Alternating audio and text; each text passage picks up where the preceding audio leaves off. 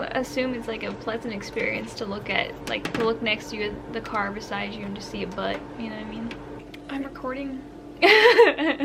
So my butt's pretty ugly. Wow. Okay. Hi everyone, it's Paige. Welcome back to my channel. It's a glorious day today because unlike the past couple of weeks where it has been snowing non-stop and just been icy all over the place and my driveway's been a nightmare, today it feels like spring. So in honor of celebrating 2021 and spring of 2021, today I'm going to talk about some releases that you need to buy in 2021, and so do I. Some of them are like really popular sequels or just books by authors that I really enjoy, and some of them are completely like from new authors. They're titles that I've never seen before that I've just happened to come across that are coming out this year that look absolutely splendid. As a heads up, I will not be including A Court of Silver Flames in this list because it's already out at this point that I'm filming this video. I already purchased it and I already read it. If you want to see my opinions about this book and everything like that, I'll be uploading a wrap-up video, I think next week or the week after.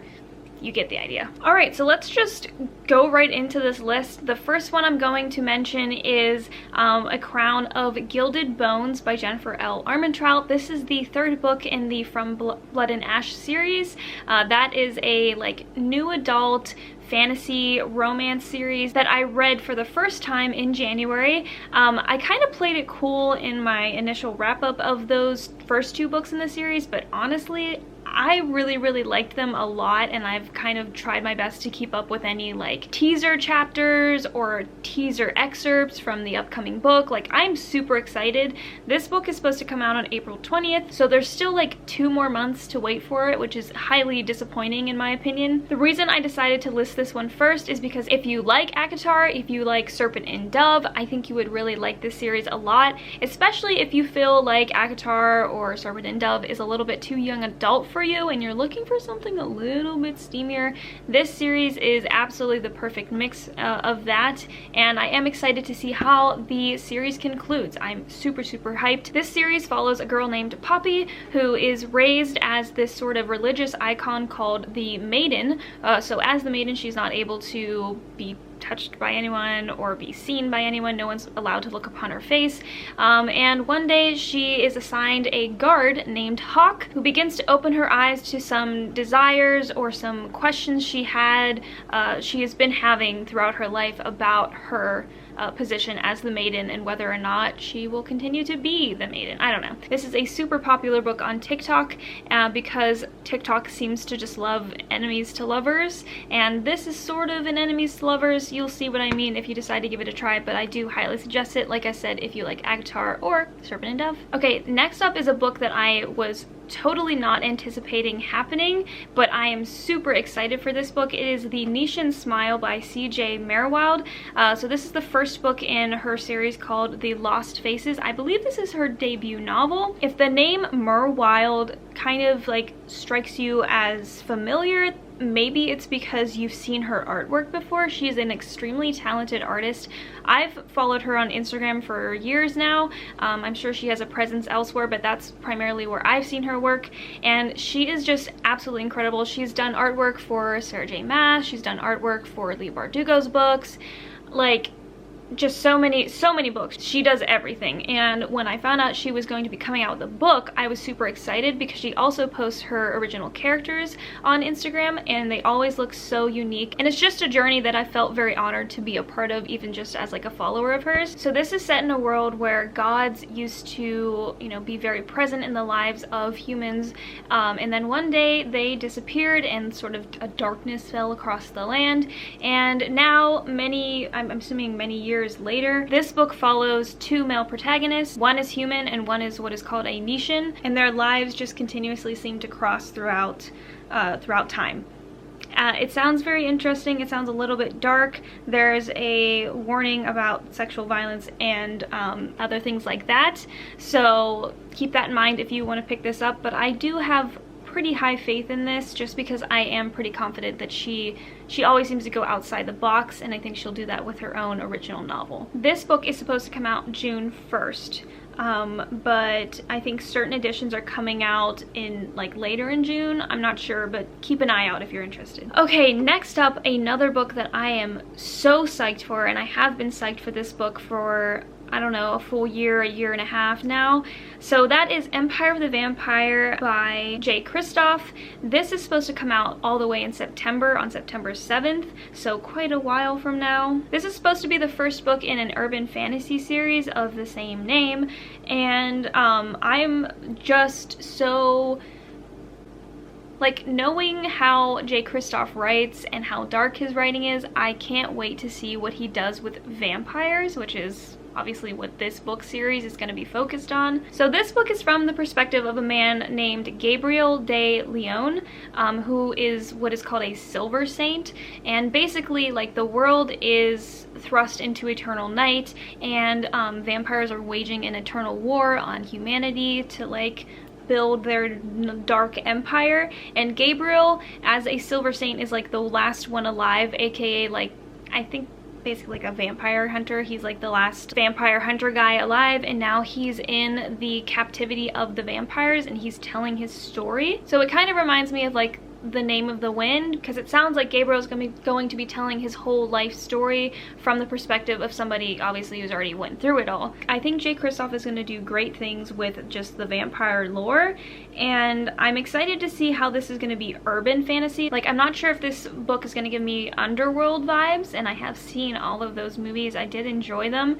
If it is going to give me those vibes, I'm excited to see how Kristoff is going to take that sort of 90s vampire trope, which is sort of what Underworld I think is, early 2000s, and transfer that and like update it so that it's appealing to, you know, readers in 2021. You know, I'm excited to see how he does it. Okay, so this next book doesn't have a specific date that it's coming out. I only know that it's supposed to come out in 2021, and this is by an author that I've never read before. It's called A Lesson in Vengeance by Victoria Lee. This is a young adult contemporary mystery thriller that is supposed to have like Ninth House vibes, and if you are not new to my channel, you may know that Ninth House was my favorite book of 2020, so if anything can like relieve that desire in me to have more Ninth House content, then I will happily buy and read it, and I hope that this does that for me. It is set in a boarding school that's supposedly like haunted and has a history of witchcraft, so super Ninth House vibes. This follows a girl named Felicity who is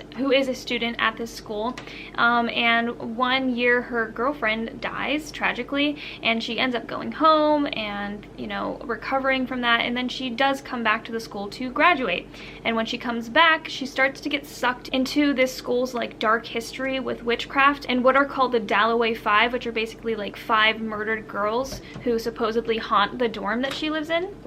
I love a good ghost story. I love anything involving ghosts, basically.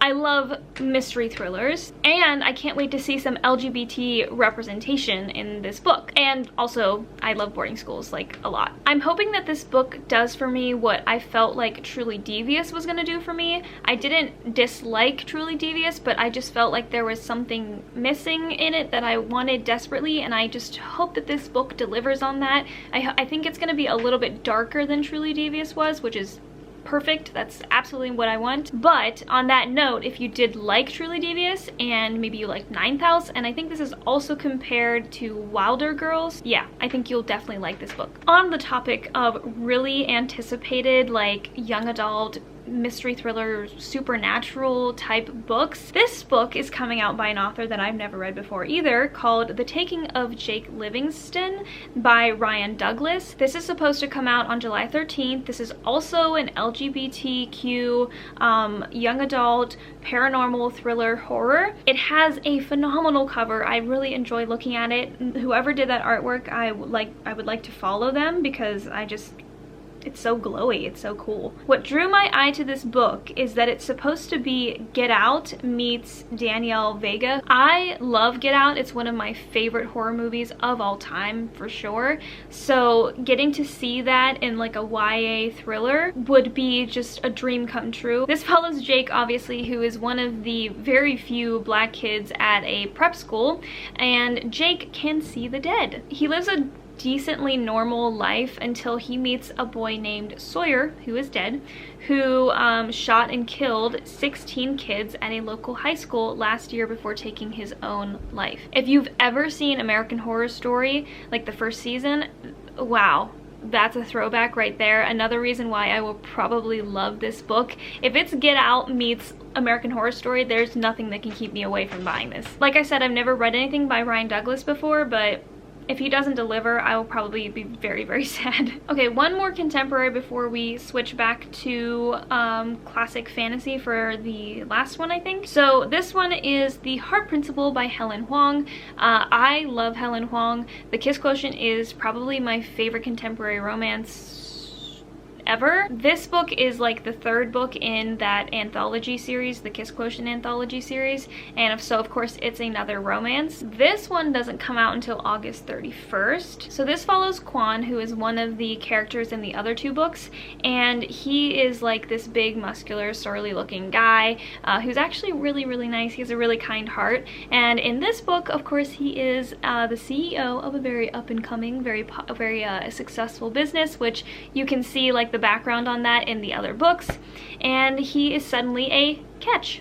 So he is kind of caught up with this like old flame that he had named Camilla, who didn't really give him the time of day, but he doesn't realize that her younger sister is actually the one that's like really head over heels for him. She just won't admit it. I love the concept of this. I can't wait to read it because I did like Quan as a character. It's so random, and it's maybe just because I compare everything to ACOTAR, but he kind of reminded me of Cassian from ACOTAR, so I would just be really excited to see him get a happy ending in this book. I'm not sure if there will be any more books in the series after this one because I feel like those are all the main characters covered, but we'll see. I would be happy to buy any book that she writes because I think that she does a really good job at writing contemporary romances. Okay, so my last one also doesn't have a specific release date, but it does say that's going to be released in 2021. And this one is 6 Crimson Cranes by Elizabeth Lim. She is the author of Spin the Dawn, which I have been meaning to read, I just haven't yet. So technically, if I read this one first, this will be the first book of hers that I will have ever read, but I was taken in so deeply by the cover. It's utterly stunning. Like, it is absolutely beautiful. It combines elements of like classic like Asian art style, and also I feel like brings in more modern like portrait style a little bit. Maybe you can see that for yourself when I put the image on the screen, but I just found like it was so beautiful. This is a young adult fantasy, and it's supposed to be a retelling of the Wild Swans fairy tale, which I don't think I've personally read, or maybe I just am not realizing it and I have, but I'm just so excited for it. This follows a girl named Shiori who is the princess of a kingdom, and she has magical powers that she tries to conceal until the morning of her marriage, where she accidentally kind of sets them loose, and her stepmother sees that and ends up turning her brothers into swans and exiling Shiori, threatening to kill her brothers if she speaks a word out and tells anyone what she did. So Shiori is in exile, and she's basically forced to remain silent. She doesn't have any money, and as she's out there surviving, she discovers that there's a plot against her throne, or just her kingdom's throne. I think I would love to read the original fairy tale, so I might do that before I read the actual book. If you liked Flame in the Mist by Renee Audier, then I think you would like this book too. It does sort of remind me of Flame in the Mist and Smoke in the Sun, just because in that book the protagonist is sent away to marry into the royal family, and on the way her party ends up getting attacked on the road, and she ends up getting separated, and she ends up sort of surviving on her own for the first time. It just gives me similar vibes, and I think that Elizabeth Lim can deliver, because she supposedly delivered on Spin the Dawn, and I'm always up for a good Asian-inspired fantasy novel. So okay, so those were all 7 of the books that I have been keeping my eye on recently. Do you have any books that you are looking forward to coming out in 2021 or even 2022? Anyway, I hope you enjoyed this video. If you did, please like, comment, and subscribe. If you don't already, please follow me on Instagram, Twitter, and specifically Goodreads. Thanks so much for watching, and I will see you back here next week. Bye!